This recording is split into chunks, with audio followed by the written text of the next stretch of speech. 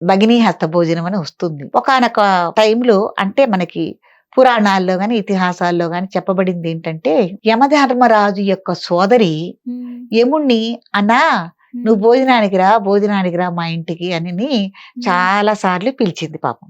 హ్మ్. పిలిస్తే యమధర్మరాజు గారు ఆయన హడావిడి జీవితంలో హ్మ్. ఈ మన ప్రాణులందరిని తీసుకెళ్ళటం, యమభటులకి వాళ్ళ కార్యక్రమాల అప్పగించటం, హ్మ్. ఆయన యొక్క రాజ్యంలో ఆయన బాగా బిజీ షెడ్యూల్‌లో ఉన్నాడనమాట ఒక రకంగా చెప్పాలంటే. హ్మ్. ఉండి ఈ సంవత్సరం వస్తా, ఈ సంవత్సరం వస్తా, ఇప్పుడొస్తా, అప్పుడొస్తానని హ్మ్. చెల్లెలికి చెప్తున్నాడు గానీ, ఏ రోజున భోజనానికి వెళ్ళటల్లా. హ్మ్. అప్పుడు చెల్లెలు నొచ్చుకుంది. హ్మ్. నొచ్చుకుని ఒక సంవత్సరం మట్టుకు "అన్నా ఈ సంవత్సరం నువ్వొస్తే గాని కుదరదు. హ్మ్. నువ్వేమైనా సరే రావాలి" అని చెప్పి హ్మ్. ఈ విధియ రోజున పట్టుబట్టింది. అప్పుడు యమధర్మరాజు గారు తీరిక చేసుకొని హ్మ్. చెల్లెలి ఇంటికొచ్చి హ్మ్. భోజనం చేశాడనమాట. హ్మ్. ఇలా చెల్లెల ఇంటికి వచ్చి భోజనం చేయటం వల్ల ఏం జరుగుతుంది అనంటే, హ్మ్. యమధర్మరాజు యొక్క యమభటుల యొక్క ఏదన్నా ఈతి బాధలు, ఇబ్బందులు ఉన్నాయి హ్మ్. అనంటే, అంటే ఆ ఇంట్లో ఉన్న ఆ భర్తకు గాని, పిల్లలకు గాని ఎవరికైనా ఉన్నాయన్నా, హ్మ్. ఇటువైపు చెల్లెలికి సంబంధించి. లేదు అటు సోదరుడికి.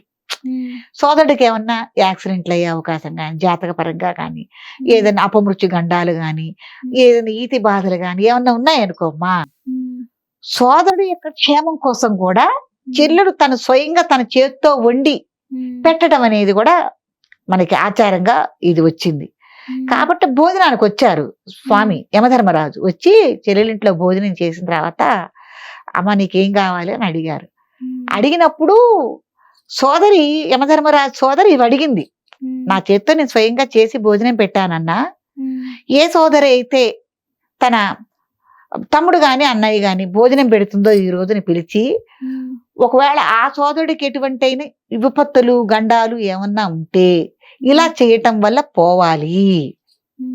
అంటే నీకు పెడుతున్నానన్నా నీకేదైనా కష్టం ఉందనుకో, అది తొలగిపోవాలి.